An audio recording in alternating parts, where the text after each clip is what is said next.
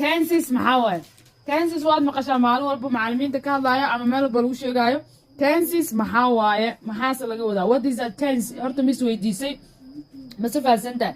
haddaba tense haddaan sharaxno ama micneyno af soomaali ku sheegno waa waqtiyada kala duwan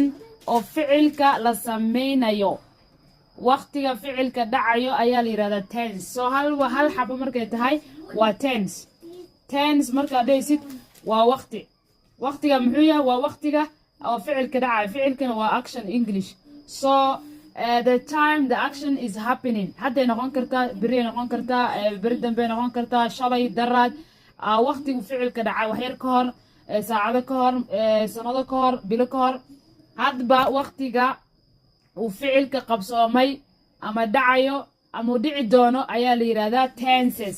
haddaba marka sidaas u fahamtay waxaa rabaa marka waqtiga hadda la joogo inaan ka hadalno present tense ayaana la yiraahdaa present tense-ka wuxuu u kala baxaa ilaa 4 xabo waa kuwana 4 qaybood ayuu present tense-ka u kala baxaa number 1 waxaa la yiraahdaa simple present tense qaybtan waxaa lagu isticmaalaa howlaha ama ficilada joogtada loo sameeyo ama maalinlaha ama routiinka ama regularly loo sameeyo waa ficilo si joogto ah loo sameeyo maalin walba la sameeyo sida salaada aad tukanaysid sida hurdada u seexanaysid soo kicaysid cuntada cunaysid musqusha aad galaysid waa wax joogto ficilo joogto loo sameeyo waxay noqon karaan waxyaabaha habitual oo ah caadaysatay oo caado dhaqameed ku noqotay waxay noqon kartaa waxyaabaha hobbiga aad samaysid waxaa sidoo kale lagu isticmaalaa qaybtan general facts waxyaabaha xaqiiqooyinka oo jiro ayaa lagu isticmaalaa number 2 waxaa weeye present continuous tense ayaa la yiraahdaa qaybtan waxaa loogu hadlaa ficilka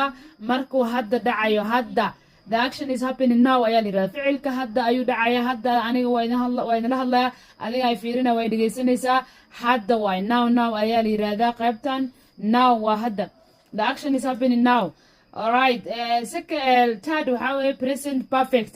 haddaba present perfect tense haddaa maqasho waxaa laga wadaa halkan ficilkii wuxuu soo bilowday in the past ayuu soo bilowday waqti lasoo dhaafay ayuu soo bilowday wax yar ka hor hadda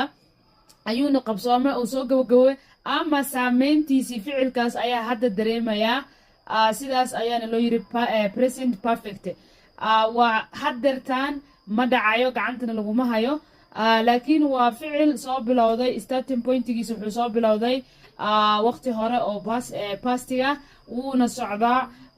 ilaa hadda uu dhacay ama saameyntiisa hadda la dareemaya ama wax yar ka hor buu qabsoomay ficilkaas haddaba sidaas daba fahamtay the last one present